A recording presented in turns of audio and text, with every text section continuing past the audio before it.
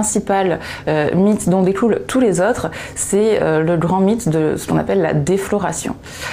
Donc la défloration, en fait, ce serait d'imaginer l'hymen comme une membrane, comme une sorte de peau de tambour à l'entrée de la vulve, et que le jour de ce qu'on appelle communément la première fois, le pénis viendrait perforer cette membrane pour rentrer dans le vagin. Donc c'est absolument pas comme ça que ça se passe.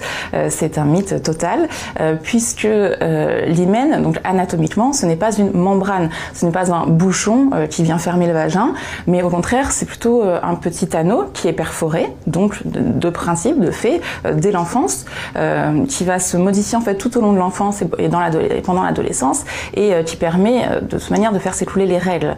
Donc vous voyez bien que c'est pas imperméable.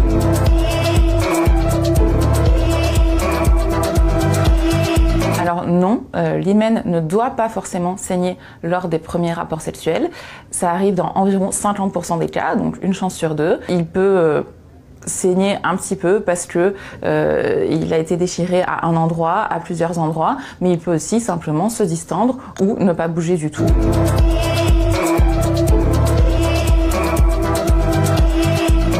La douleur qu'on peut ressentir lors des premiers rapports sexuels ne vient pas systématiquement de l'hymen, ça peut faire un petit peu mal, mais la plupart du temps, cette douleur, elle est plutôt liée au stress et parfois à la précipitation des premières fois.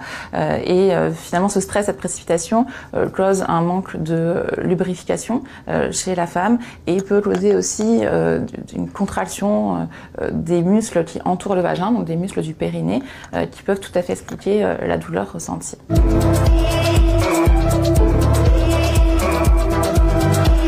Dans la sexualité, cette entrée dans les rapports sexuels ne se fait pas forcément par l'hymen, ne se fait pas forcément d'ailleurs par le vagin. Elle peut se faire de plein de manières différentes, il y a plein de sexualités différentes, il y a plein de manières de vivre ou de ne pas vivre sa sexualité, et ce sera votre choix dans tous les cas, mais en tout cas, cela n'a pas de lien avec cette partie anatomique du corps qui est l'hymen. D'où ça vient, donc cette fausse idée, ce faux lien entre hymen et virginité? C'est très ancien, hein, c'est retrouvé dans plusieurs sociétés, dans plusieurs religions, et c'est quand même une vision assez patriarcale et hétéronormée.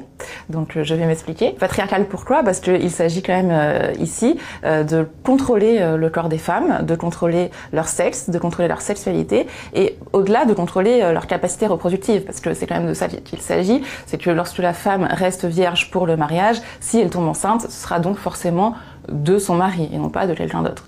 Donc il y a quand même cette idée. Et par ailleurs, cette idée d'hétéronormativité, qu'est-ce que ça veut dire? Ça veut dire que on ne conçoit les rapports sexuels que comme un rapport hétérosexuel potentiellement fécondant, c'est-à-dire un rapport sexuel de pénétration entre un pénis et un vagin. Or, c'est une vision fausse ici aussi. Associer rapport sexuel et pénétration, ça n'a pas de sens. Il y a des pénétrations dans le vagin qui ne sont pas des rapports sexuels. Par exemple, mettre un tampon ou une coupe menstruelle peut un petit peu dilater l'hymen et pourtant ça n'a rien de sexuel. Et à l'inverse, des pratiques telles que le cunnilingus ou la masturbation externe sont réellement de la sexualité qui n'impliquent absolument aucune pénétration. Voilà, on vient de voir que en fait, ce lien entre hymen et virginité, non seulement est faux anatomiquement, mais en plus intellectuellement, c'est un petit peu fumeux.